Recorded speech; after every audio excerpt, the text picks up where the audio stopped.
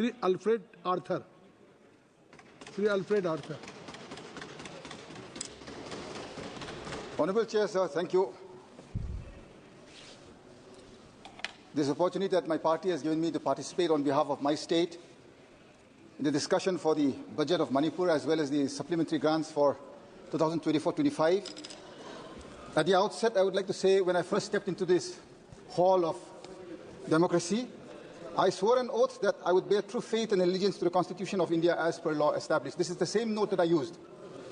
Today I would like to point out to this August House that the state of Manipur has one law that is enshrined in this Constitution. One law, one article. This is Article 371C. I will read this out. Notwithstanding anything in this Constitution, the state of Manipur provide the President may, by order made with respect to the state of Manipur, provide for the constitution and functions of a committee of the Legislative Assembly of the state, consisting of members of that state, assembly elected from the hill areas of that state, and for the modifications to be made in the rules of business of the government and in the rules of procedure of the Legislative Assembly of the state, and for any special responsibility of the governor in order to secure the proper functioning of such committee. That is the constitutional provision, sir. As per that, on the 20th of June, 1972, a presidential proclamation by none other than the President of this nation, President V.V. Giri, issued a notification. This notification is very clear, sir. Again, there are many paragraphs, many schedules. Out of that, I would like to quote what is relevant to the budget. Before any 5-year plans or annual plans of the state are finalized by the government of the state, proposals in this behalf which shall show separately the plan schemes proposed to be taken up in the hill areas and the rest of the state shall be placed before the committee, and the views of the committee shall be taken into account before the plans are finalized. Mr. Chair, sir, I have believed in this nation, in the Constitution. I am very certain that this House too believes in that. We have already bypassed the Constitution. When you, in the budget, this is the budget, it is in the members' portal. I've had it printed out. For the first time, I am seeing 8 different forms of presentations. Normally, I have been in the state legislature, that is why I'm saying. This is the second budget session that I'm participating in this parliament. Chairman, sir, it is a very simple document. Demand for grants, for discussion. Why have you made it so complicated? What does the law of this nation say? It is very clear. So that these proportionate assets are not created between the hills and the valley. Hills, 95% or 98% are occupied by the tribals in Manipur. Speaker, sir, Chair, sir, when disproportionately assets are created, problems have to occur. It is my duty to bring forth before this August House if there are any anomalies, so that going forth, the paths will be straightened out. Mr. Chair, sir, in the fall of 2021, which is somewhere around from August to October, we have had the privilege of calling on the Honourable President, who was Mr. Ram Nath Kovind, the Honourable Home Minister, who was then also Mr. Amit Shah, the Law Minister of the nation, who is the Parliamentary Affairs Minister today, and on behalf of the Honourable Prime Minister, we met Mr. G. Kishan Reddy ji. We placed before them the problems that are being faced in the state of Manipur with regard to administration of the hills. I was very, very certain, as part of that delegation, it was a full delegation of the Hill Areas Committee, when we met all our esteemed leaders of this nation, we were assured that all our grievances would be looked into. I never, ever in my life felt that though the state of Manipur may have made it a nominal provision, I never expected that the Union of India today, when we are at a position or in a position to ensure that the legislation of business with regard to the budget of Manipur is clearly as by law established. We have not yet adhered to that, Mr. Chair, sir. When you go into the budget, I have already chaired 6 meetings in the district level Disha committees. The marginalized and the poor of our nation, so is also my constituency, Mr. Chair, sir. They survive on NREGA. You know the status of NREGA today. These are reports from the district collectors in the Disha meetings, from all departments. 2023-24 NREGA ka material component 50% has not been released. 24-25 nothing has been released, and the mandates that are being given there are 25 mandates in a year. The budget, there is no increase this time from the union again. We are passing this budget, there is no increase. It's a demand-driven scheme. Sir, I agree. I know of this scheme, sir. So state they are being given a target because state matching share if the state does not give. When you are not releasing material component for 2023-24, how do you expect those poverty-stricken, marginalized people to create more? How are they going to work more? If this is a committed liability scheme, you are committed to pay. But when the union government does not even clear 23-24, clear-cut ratio 60-40 labor component. But that is why I'm saying, I know the facts, I know the figures, and I'm very clear in this, Mr. Chair, sir. You have not released. There is an injustice to the state. And you are not even increasing that you will clear off the dues. 2 years cut dues is not yet clear.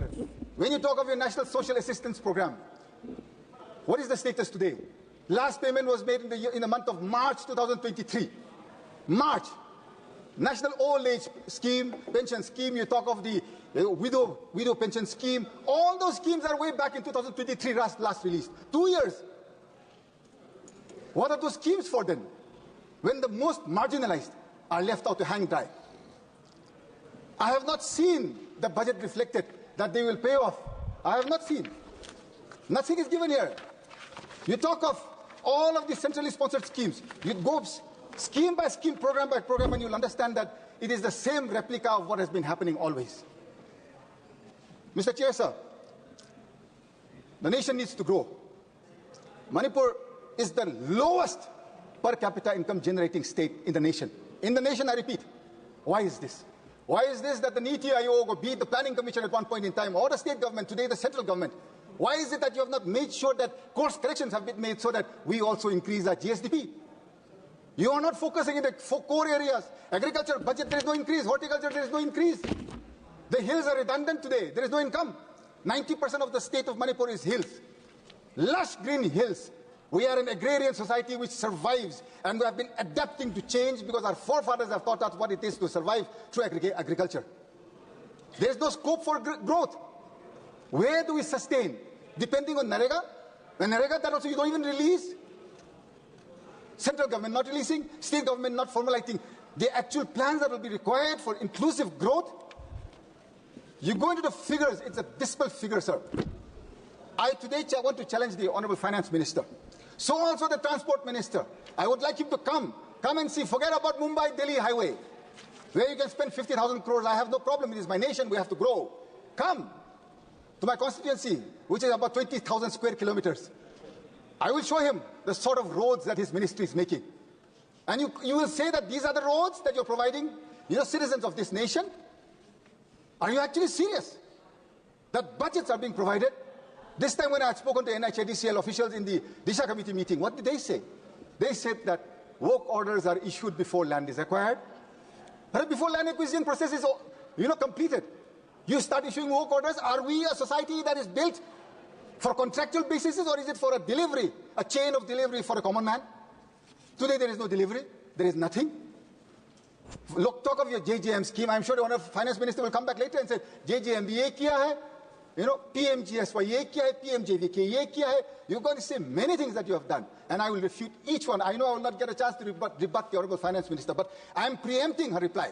And I will say very clearly today that every single thing that she says today is only on paper, and I challenge this House, the sanctity of this House, without damaging its integrity. I speak very clearly out of a clean conscience that building this nation includes the building of Manipur. If you do not want to build my state, then you have no right to govern it. What has happened to my state today? Who is responsible for this? I know you have imposed President's rule today. What has happened to the man who was running the show for nearly 2 years? Is he behind bars? The least I expected was for an inquiry to be initiated, because the whole world knows he is on tape speaking that he initiated this entire crime. Is it not shameful that the head of an executive of a state can execute such a gruesome crime and yet remain unscathed? I did not expect this. Mr. Chair, sir. I have had more faith and hope in my Prime Minister and my Home Minister. Today, it is diminishing by the day. There is still time, and my conscience is clear. Believing in a law that is enshrined in our Constitution, believing in a nation that goes by the rules of law, not by appeasement, you don't have a right to bring in legislation whenever you choose if it is not for the people. Today, this budget that I speak of is anti-people in Manipur. Why? Because you talk of the 60,000 that have been displaced today. All of their homes ravaged, burnt, broken, damaged, they're all displaced. There is no reflection in the budget for those displaced.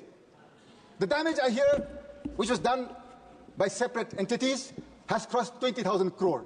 I do not see anything of that sort. The entire budget is not even worth that. Mr. Chairman, sir, maybe my state is a small state, but we are not a small people. We are also equal in every way to this nation. I would implore upon the conscience of this House again, my rising to speak again and again, if it is not making sense to this august House. Give me the privilege and opinion and the opportunity to relinquish my seat and not come back here again. Coming here and speaking again and again and not being heard and not being executed at ground level. Do you know how painful that is to go back home to an empty home, to people in the streets who don't have any place to go to? And today you bring in a budget that does not address a single part of those affected today. Shame. Shame, shame. Shame, shame. I wonder, my blame was solely on one person in the state. I had concentrated everything there. I had hoped for more from the leadership of my nation.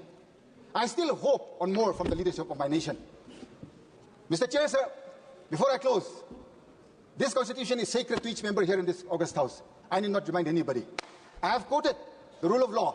It is a point of order that cannot be bypassed. The budget has to clearly say, this is a notification of the Ministry of Home Affairs. Today the state is being run by the Ministry of Home Affairs. I am closing, Mr. Chair, sir.